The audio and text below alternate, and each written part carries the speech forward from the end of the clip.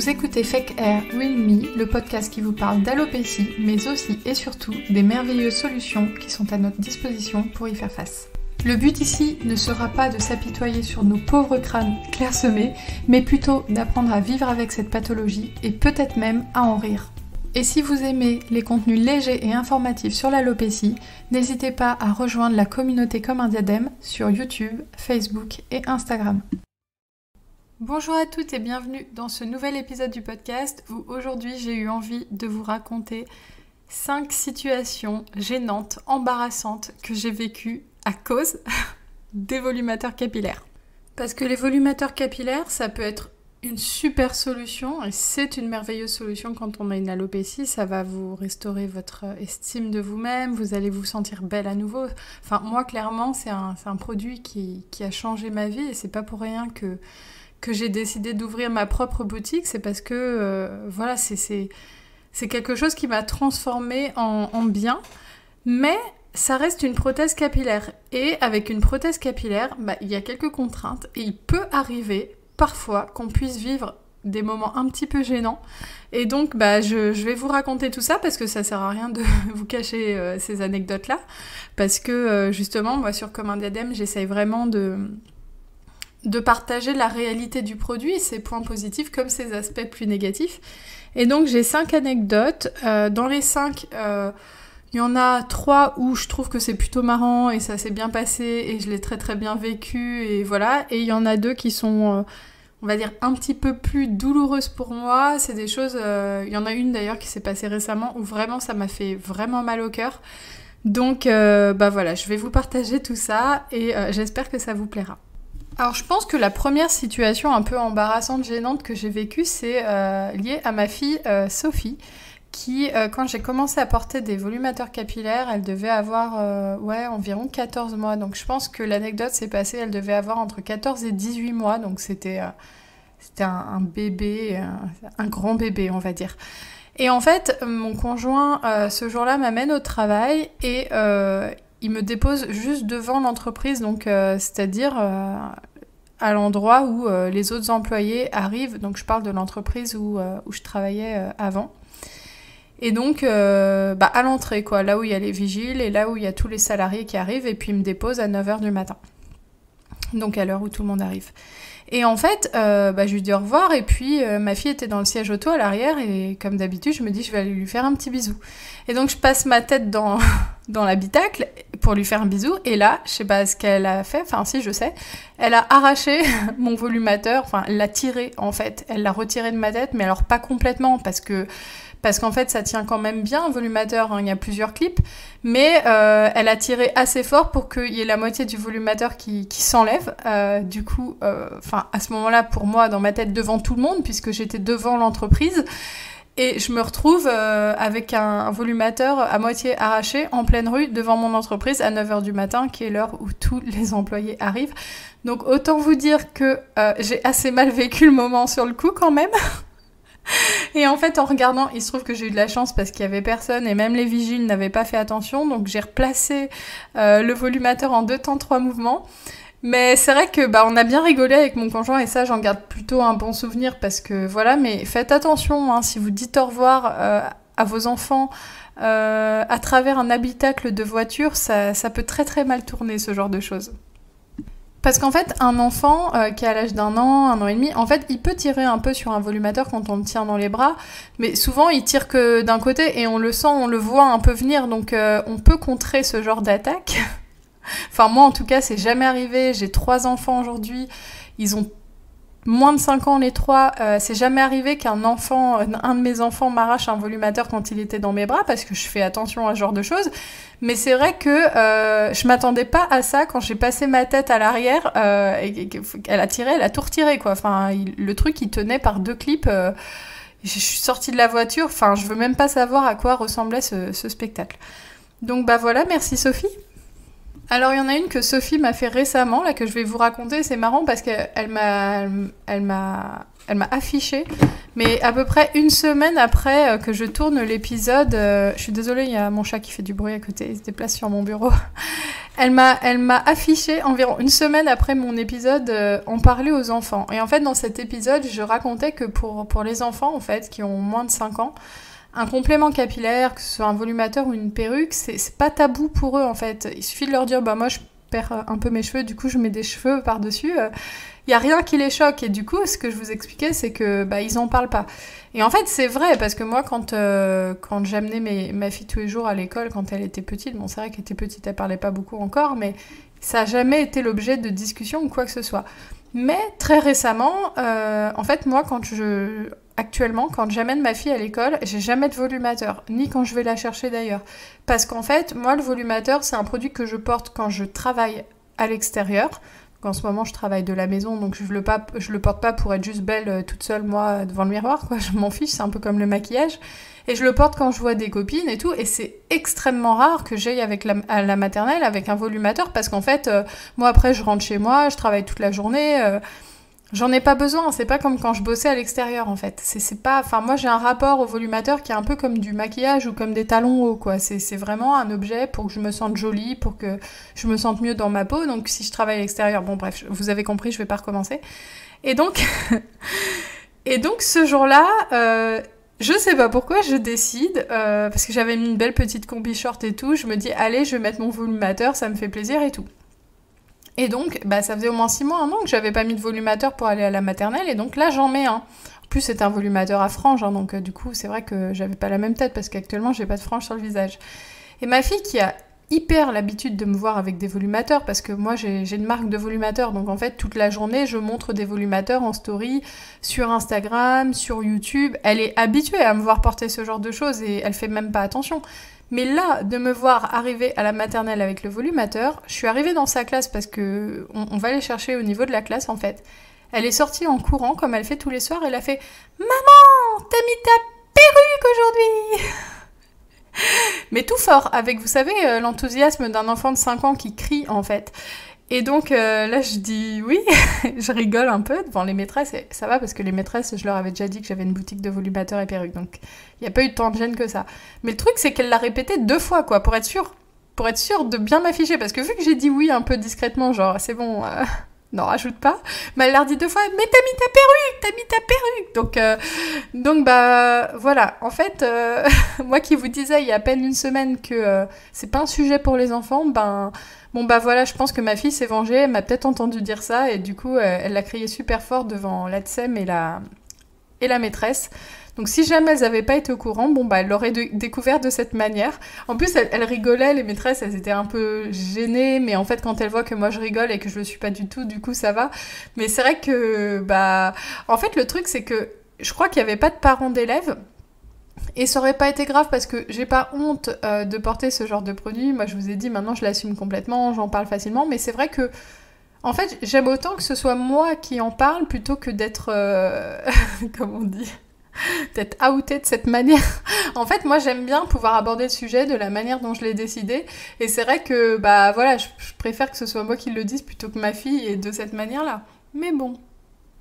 Alors pendant ce temps-là, je comptais pas faire ça là aujourd'hui, mais j'ai reçu un mail de l'une d'entre vous, je sais qu'elle écoute les podcasts, Camille, et du coup je vais en profiter pour réagir sur ce sujet-là. Elle m'expliquait que, parce que dans le précédent épisode, je disais qu'il y a une manière simple aussi de faire peut-être avec les enfants, c'est de leur dire que c'est un secret entre vous et eux, et qu'ils n'ont pas à raconter ça à tout le monde, c'est de l'ordre de votre intimité, etc. Et ce qu'elle m'expliquait, bon, je donne pas ton nom de famille, hein, je ne révèle rien, mais c'est que pour elle, un secret avec les enfants, c'est quelque chose... Elle avait peur que ce soit quelque chose de trop lourd à porter pour un enfant que sa mère porte une perruque ou un volumateur capillaire. Et du coup, bah, j'en profite pour réagir là aujourd'hui, puisque j'ai le temps de le faire. En fait, c'est un secret lourd à porter si nous, on pense que c'est quelque chose de lourd à porter. Et en fait, tout va être dans l'intensité qu'on y met. C'est-à-dire que si pour vous, c'est quelque chose de lourd et quelque chose de honteux, etc., bah là, oui, il faut pas demander à votre enfant de cacher ça pour vous. Mais justement, le truc, c'est que il faut apprendre, je pense, à se rendre compte que c'est ni lourd ni honteux. C'est juste quelque chose de l'ordre de votre intimité, comme... je sais pas, j'allais dire un exemple qui a rien à voir. J'allais dire, est-ce que vous mettez des serviettes ou des tampons? Bon, je suis désolée, ça a rien à voir, mais en fait, c'est pas honteux ni de mettre l'un ni de mettre l'autre, mais ça vous regarde. Ou est-ce que vous avez, par exemple, des gens qui ont un dentier? C'est pas honteux, mais ça regarde personne, en fait.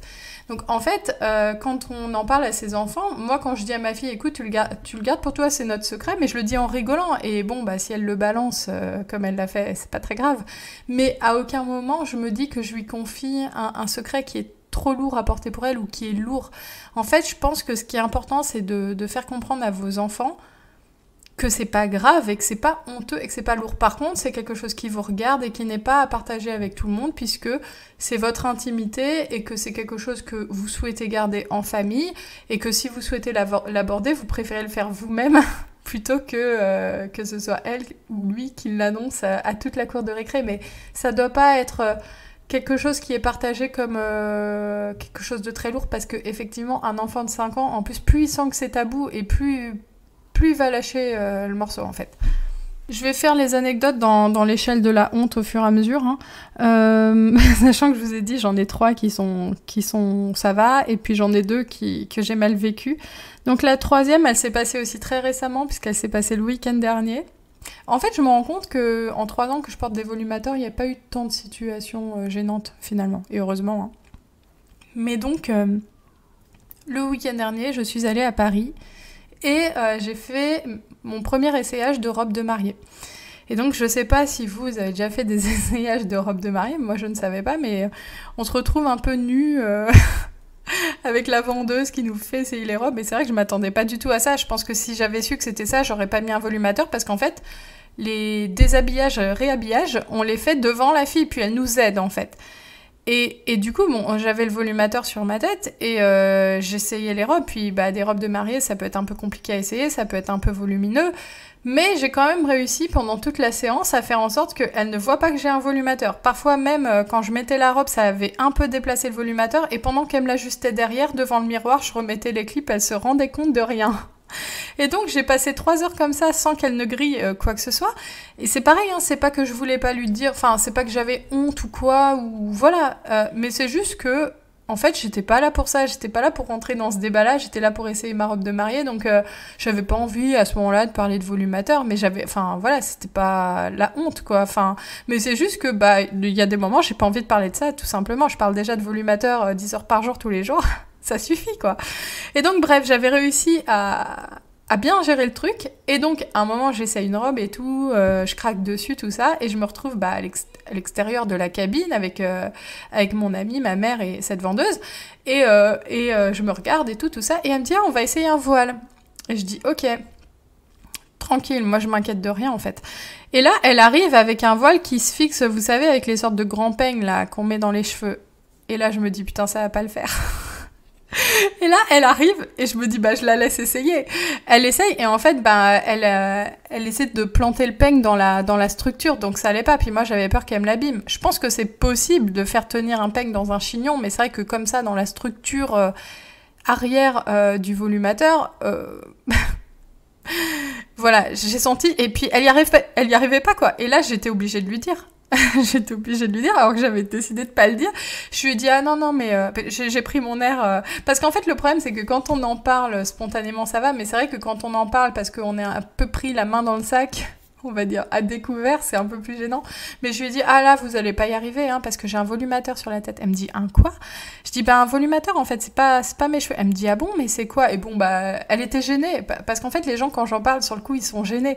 Et là, je lui dis, non, mais regardez, et puis après, je lui ai dit, j'ai ma propre marque, et puis j'en ai fait 6 tonnes, et puis elle a trouvé ça génial, elle l'a montré à toutes les vendeuses. Bon, bref, ça finit toujours comme ça, dans ces cas-là. Et il faut savoir que quand vous en parlez, que vous montrez à des gens que vous connaissez pas, surtout des femmes, elles sont toujours subjuguées par le résultat, à dire ah bon, mais fais voir, etc. Donc ça a très bien terminé, mais c'est vrai que j'avais pas décidé de vivre ce moment-là à ce moment-là. Après, ça a été, je l'ai pas mal vécu, mais bon, je m'en serais passée parce que j'avais pas forcément envie de parler de comme un diadème ce jour-là, j'avais pas forcément envie de parler de mon volumateur, et bon, il se trouve que quand on essaie de mettre un voile sur la structure d'un volumateur, forcément la fille, elle sent qu'il y a une petite résistance, quoi.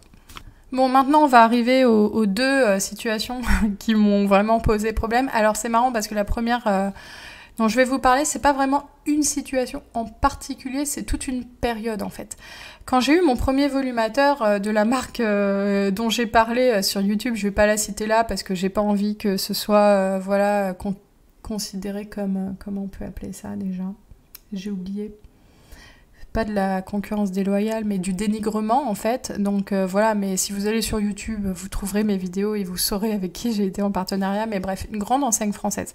Et en fait, ils m'ont conseillé un volumateur qui était toute petite base et très blond pour moi.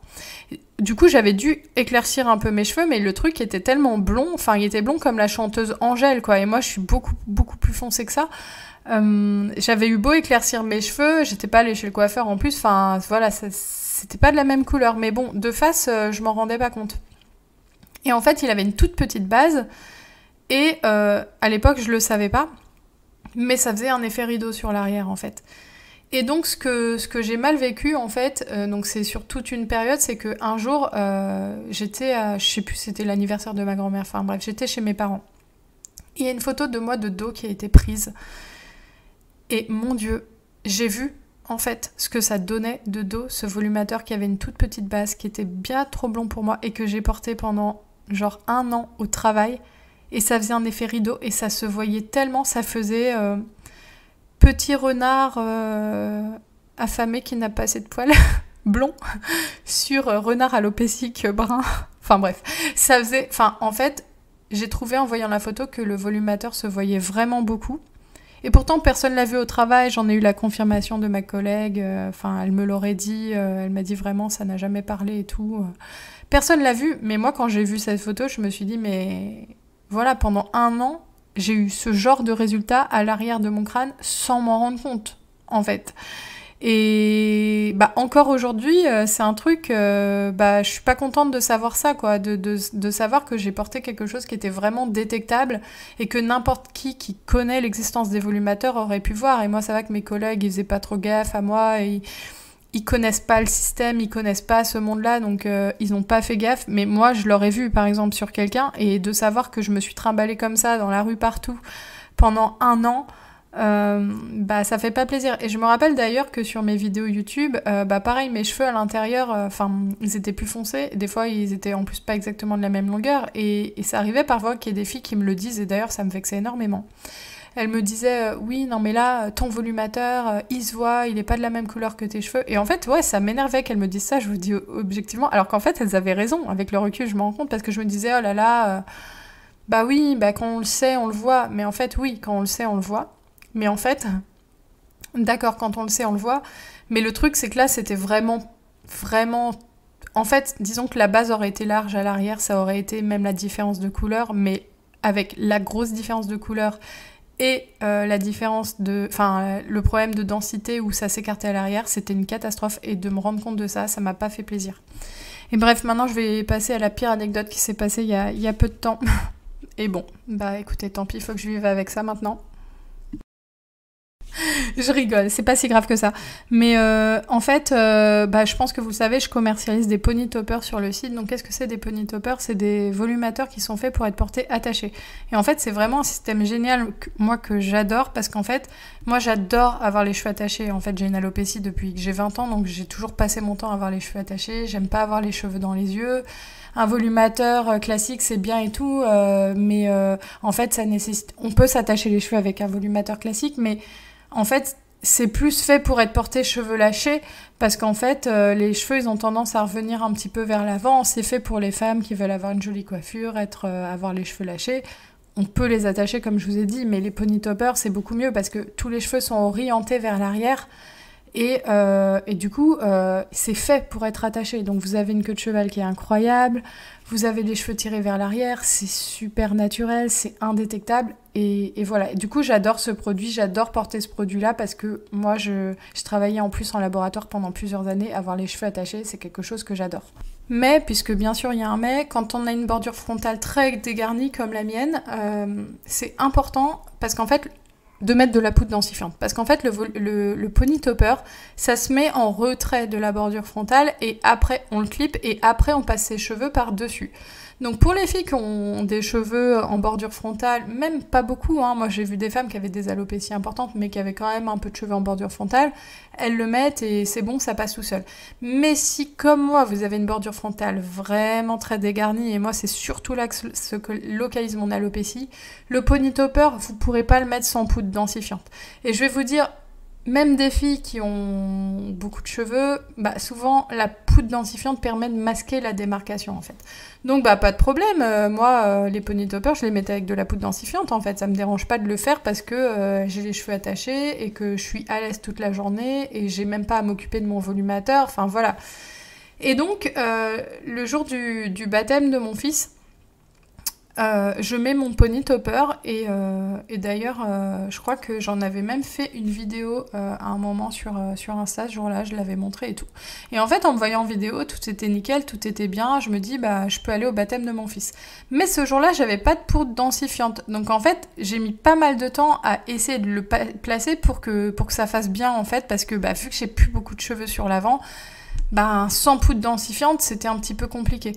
Et donc, bah voilà, j'arrive à le placer selon moi, je me regarde dans la glace, tout ça, tout va bien, et je me dis, bon, bah c'est bon, bien que j'ai pas de poudre densifiante, je peux y aller, on est bien, et je fais le baptême comme ça. Et en fait, bah, je passe tout le baptême et tout nickel, je demande à mon père de prendre plein de photos, enfin, j'étais trop contente, c'était le baptême de mon fils, j'avais essayé de bien m'habiller, me maquiller, le pony topper, enfin bref, la totale. Et au final, à un moment, on va au restaurant pour fêter le baptême, et je demande à voir les photos. Et là, je vois sur les photos que mon pony topper, mais il se voyait mais tellement, parce qu'en fait, bah, le fait qu'il n'y ait pas de poudre densifiante, j'avais pas vu à l'intérieur de chez moi parce que je sais pas, il n'y avait pas de soleil ou quoi, j'avais pas fait assez attention. Mais là, en plein soleil dehors, on voyait une telle différence de densité entre mon alopécie à moi sans poudre et le pony topper, que bah du coup ça rendait le pony topper super visible sur toutes les photos, mais vraiment quasi toutes les photos étaient pour moi ratées, et ça a été super douloureux pour moi parce qu'en fait j'aurais préféré y aller avec mon alopécie en fait qu'avec en gros un toupet qui se voit. Et personne me l'a dit à ce moment-là, personne n'a fait gaffe. Alors ma mère, quand je lui ai dit, elle m'a dit « Ah oui, non mais c'est vrai qu'il se voyait un peu et tout ». Et en fait, bah pour le coup, cette fois-là, elle me l'a pas dit, alors que bah, il se voyait carrément. Et toutes les photos sont foirées, clairement. Et ça m'a fait super mal au cœur parce que c'est le baptême de mon fils en fait, et moi je suis sur toutes les photos. Et c'est des photos du coup que je pourrais jamais montrer, que pour moi je pourrais jamais mettre dans un album, parce que j'en ai honte, j'en ai profondément honte.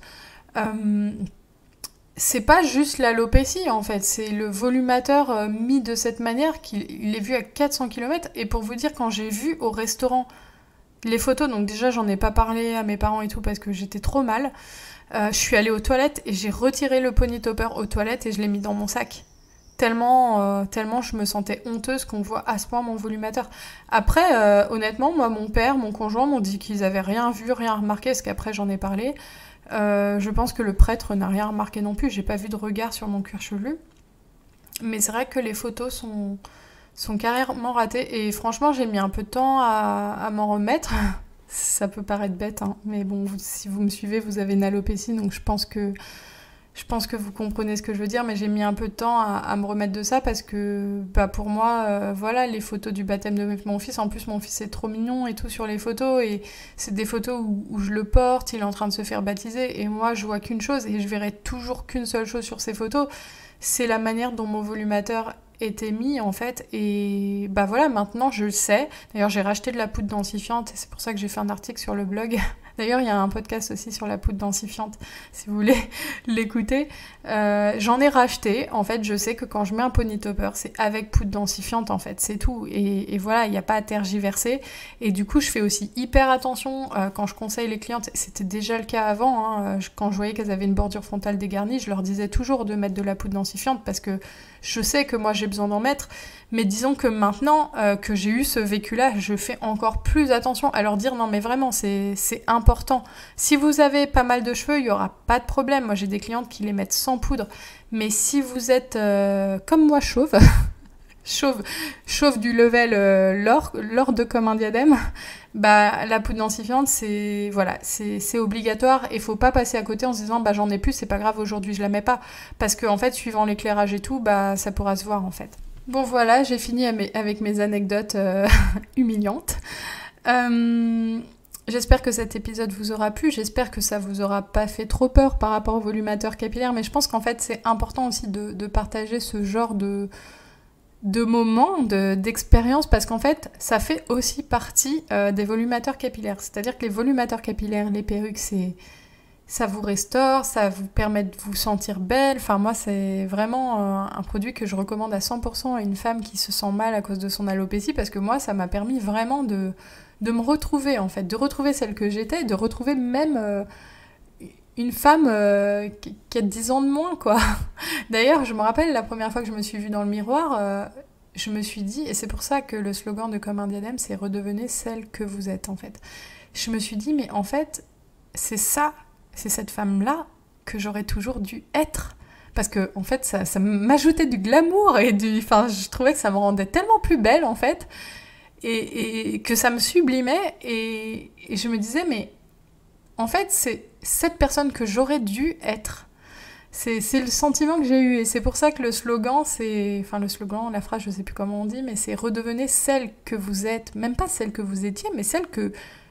En fait, la phrase la plus juste aurait été redevenez celle que vous auriez dû être. Mais bon, c'était un peu complexe. Donc redevenez celle que vous êtes, c'est parce que vous retrouvez la personne que vous auriez pu être sans alopécie, en fait. C'est ça que je voulais dire.